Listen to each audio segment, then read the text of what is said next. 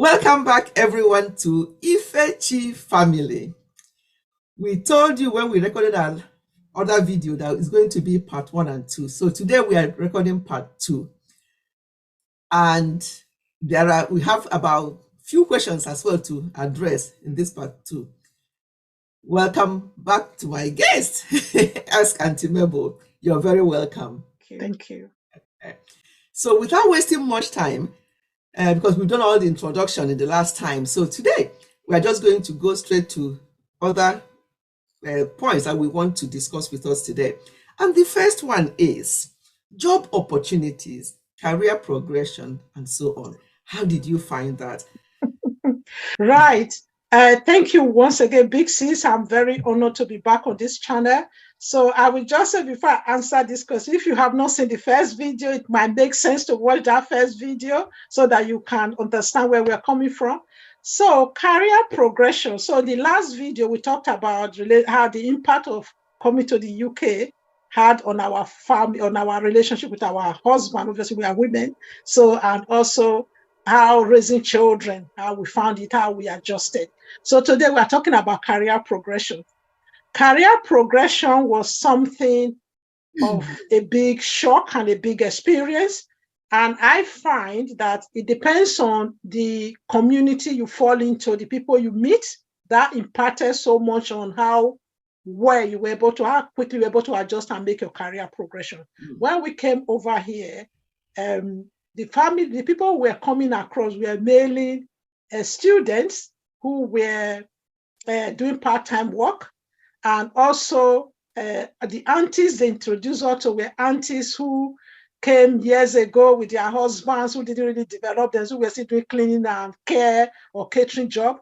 By no means there's nothing, I'm not shaming anybody who's still doing cleaning, care, or catering job, but some of us came with our qualification, which they just told us, oh, nobody will give you a good skilled job. You just have to do this cleaning and care job. I think that is the point here, that those of you are coming now are coming through a different pathway and already having career pathway for yourselves, tech or nursing and all the rest. Those of you who didn't come with nursing, it was a different thing for us. So then it was later on that when my children were a bit older, that I have to go back and go and study accounting, because I did office management back home and I've always liked accounting.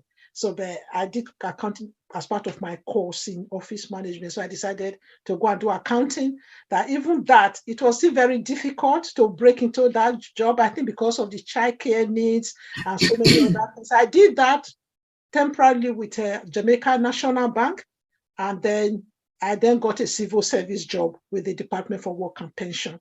Then I did that for so many years, and then later went back in my 40s to go and study as a social worker, because I've always had this need, and I will have this passion to contribute, because that was another big shock, because I could see the overrepresentation of our Black community, of our children from the Black community, and even Nigeria in particular, being looked at, being in the care of the social services, because of people not understanding the care of the needs of the children, bringing out the same African mentality and beating their children and getting into trouble or fighting with their husbands, and then the children witnessing domestic violence, that children been going to school and crying, so my parents were fighting, nearly killing each other. So there are a lot of issues that we are addressing the first part, the relationship and raising children and community raised children, with how impacted on people's career progression and some people were working so much around the clock and working, like they'll do cleaning job, then go and do night job, and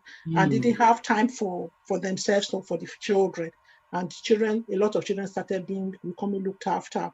So that was an eye opener for us. But we got there eventually. But the journey was much longer for some people, for some of us. Yes. Brilliant. Thank you so much for that. That's nicely covered.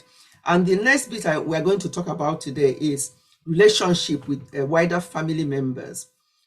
Parents visiting, frequency of travel back to Nigeria. That was a big challenge. Like we mentioned briefly, either in my previous videos, Big Sis previous video. Visiting home was a challenge for many of us initially because you didn't have enough money, disposable income to buy the ticket. Tickets were very expensive as well compared to the income we were earning. And also some of us have to spend time to regularize our papers. So then going home eventually, when we were able to do all of that, be able to save up, it was very expensive. I remember the first time I took my children home, we actually have to buy the ticket on our credit card because I was desperate they should go home. They should go and visit home. So then by the first time we went home, my daughter was about 12. The youngest one, who is number 3, was about 4 or so. So, but we never looked back. After that, we're going regularly because I really wanted them to get used to home. And also initially, it was just letters before everybody started having mobile phone. And those days, you ask someone to go and wait for you to make a phone call. And also, this also impacted our relationship because there are times, because many of us were planning to return home. So we were not really establishing ourselves here. So it was like, oh, you wanted to have a home in the village. You wanted to establish business for siblings and just to make sure that something was established before you go back. Well, many of those things just went to pot and they didn't, because there were no proper homework and research. They didn't really understand our mindset and things were just so difficult. And that sometimes strained relationship. And that sometimes got some of us into a lot of debt, I must say. And but God help us that somehow we still try to rebuild those relationships. We still try to rebuild our lives despite the challenges you have. But the parents, I think the fact that my children were able to visit home, and I know some people didn't have that opportunity and visit, and they actually met my dad before he passed. That was a big honor for me. It was a big thing that I'm still very happy for. So I would say if you have opportunity to take your children, I know the country is very bad right now, but even then there was still like armed robbery and all the other, but we didn't really bother because we're not going with fanciful things. So we know that if they see you on the road, if you have a watch they take, you don't have much money. You are home, you mingle with the villagers, you didn't have much money. Nobody knew. We were just like the same with everybody else. So, and they never used to visit, they never used to come and rob you when they don't have anything to give them. It's just that this evil that has overtaken our country now is just, many of us really wanted to, even our children wanted to build back home and really invest back home and contribute their quota and had vision because of the way we try to raise them and the community we're involved in here. So yeah, we did try our best in the possible way we could. So, but some relationship were definitely affected. For example, my mom was never able to come to the UK until my children were even older. So, and even then she came first and later she was able to come for my daughter's wedding, our eldest child. So it was much more later now that it's easier for parents to visit that she was able to view. Unfortunately, my dad has passed at the time. So yeah, it was very difficult. And that's another way I think it's a bit more easier for people now to come bring parents over for Mugwo or bring parents to visit. The pathway is much more easier now. Okay, thank you so much for that. Last thing will be, financial support back home. That was another eye-opener because sometimes if you expect people to build for you, poor communication, that's probably you send money home for things to be done, it will not be done the way you want it and as quickly as you wanted it to be done. But we thank God at least things have happened eventually when we were able to travel home and get things done. And also financial support, I think that's a big part. I always call it a black tax, because people expect so much from you. This one is not even just sometimes you go home, like my family, my husband's family, they understand it, because when you tell them, oh, things are hard here, this is what we have to do, so send you money. Your parents will understand, your siblings will understand. But even the friends and extended family members people just think you owe them, you are like their social security. You are like, some people will even tell you, oh, God send you there so you can help us. They don't even know how much struggle you have to make, how much way you have to deprive yourself to even be thinking of establishing yourself as well, or even having to go back and study. And what that costs you, like when I went to study for social work, the 3 years I was, it was full time. You can imagine my 40s with 3 children. And my daughter was like a teenager, the youngest was about 9, and the middle one was, both two were in secondary school, and the youngest was in primary 5. And having to combine all of that with studying full time was not easy.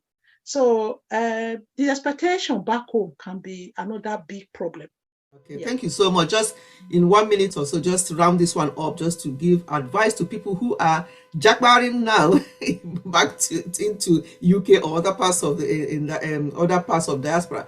Just a little word for them in this. What I want to advise, if you have to come, do your homework properly, because like for me, years later, when I supported my sister to come, she found it was a bit of more soft landing for her, because she was able to stay with us when she arrived. And obviously she's a great support to us now, to my children as well, having an auntie here. So, but also listen to if you are coming through a friend or a sister or family member, or you have friends that are closer than brother or sister, as they say, please listen to those people who are advising you if you want to come back, because you need to have enough money, because you cannot really come over and expect to live with somebody for so long, because it's not easy, because everything costs money here. And so people, especially when they have to come with their family and children, they say childcare is very expensive. If you watch our last video, we talk about the cost of childcare, how many of us have to juggle. One person is at home, or you are switching, one person is coming, another person is going. It does affect your relationship. So you have to look at it holistically, as we say in social work, that make sure you do your homework properly. And please don't burn the bridges. Some of you will sell out your whole land, sell everything you have in Nigeria before you come. And if possible, where possible, visit first. If you have opportunity to visit first, to have experience of where you are coming. And I know visit doesn't really tell the whole story, but when you visit, still look at what people are stressing and going through. And don't think of those of us who've been here over 30 years and you compare, when you come, say, oh, they have a house now, they have a car now, but we didn't start that way. So listen to people's advice. Not many people don't really want you not to come. The more the merrier, because when you come over as a family or friend, that reduces one person from our payroll back home. So, please listen and do your due diligence and do your homework properly, so you don't come here and have nasty surprises. Yeah. This will be the end of this one. Thank you so much once again, everyone, for listening. I'm sure you have benefited from one or two things. Remember, this is part 2. Go to Ask Auntie Mabel's channel to also watch her part of this video. You never know, if we have more questions or some questions, we may do part 3 or even part 4.